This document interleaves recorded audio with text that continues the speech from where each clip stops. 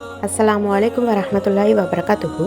முஸ்லீம் அல்லாதவர்களுக்கு சலாம் சொல்லலாமா என்பதை பற்றி தான் இன்றைக்கி நம்ம இந்த வீடியோவில் பார்க்க போகிறோம். இன்ஷா அல்லாஹ். முஸ்லீம்களுக்கு மட்டுமே சலாம் கூற வேண்டும் என்று பெரும்பாலான முஸ்லீம்கள் கருதுகின்றனர்.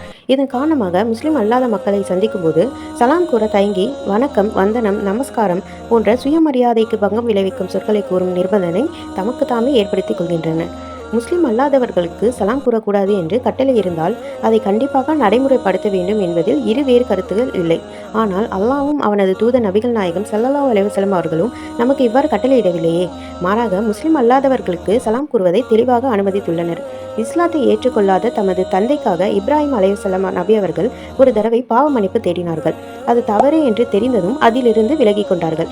அவர்கள் தமது தந்தைக்கு பாவ மன்னிப்பு கோரிய அந்த விஷயத்தை தவிர அவர்களின் மற்ற அனைத்து நடவடிக்கைகளும் முஸ்லிம்களுக்கு முன்மாதிரி உள்ளது என்று அல்லாஹ் பல வசனத்தில் தெளிவாக கூறுகிறான். உங்கள் மீது சலாம் உண்டாகட்டும், உங்களுக்காக என் இறைவனிடம் பாவ மன்னிப்பு தேடுவேன், அவன் என்னிடம் அன்பு மிக்கவனாக இருக்கிறான் என்று இப்ராஹிம் நபி அவர்கள் கூறினார்கள் என்று திருமறையில் 19வது அத்தியாயத்தில் 47வது வசனத்தில் அல்லாஹ் கூறுகிறான்.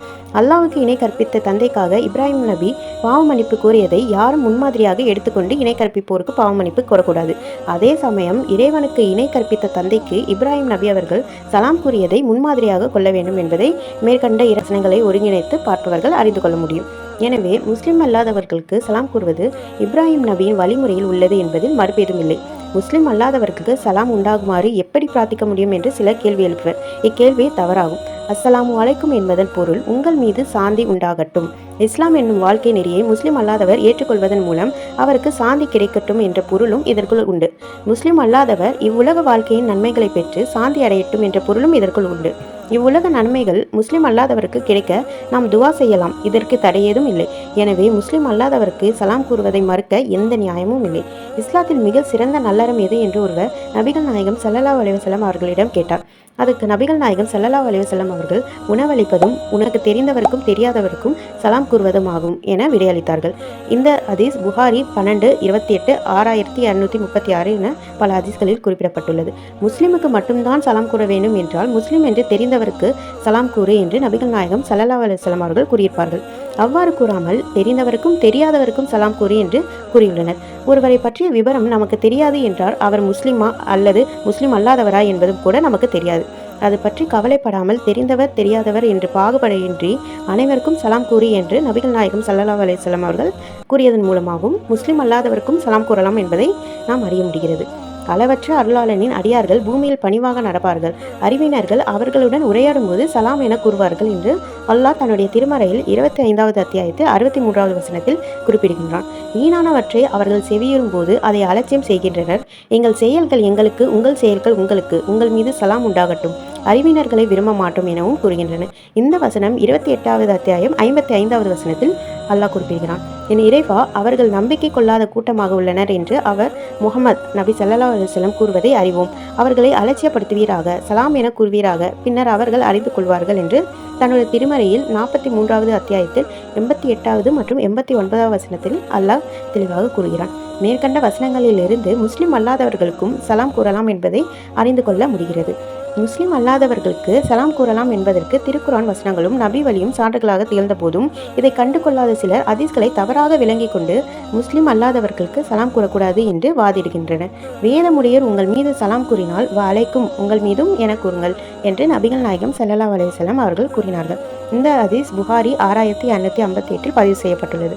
நபிகள் நாயகம் ஸல்லல்லாஹு அலைஹி வஸல்லம் அவர்கள் எந்த காரணமும் கூறாமல் பொதுவாக ஒரு கட்டளை இட்டால் அதை நாம் அப்படியே முழுமையாக எடுத்துக்கொள்ள வேண்டும் என்பதும், ஒரு காரணத்தை கூறி அதற்காக ஒன்றை நபிகள் நாயகம் ஸல்லல்லாஹு அலைஹி வஸல்லம் அவர்கள் தடை செய்திருந்தால் அதை பொதுவான தடை என்று கருதக்கூடாது என்பதும் அனைவரும் ஏற்றுக்கொண்ட விதியாகும்.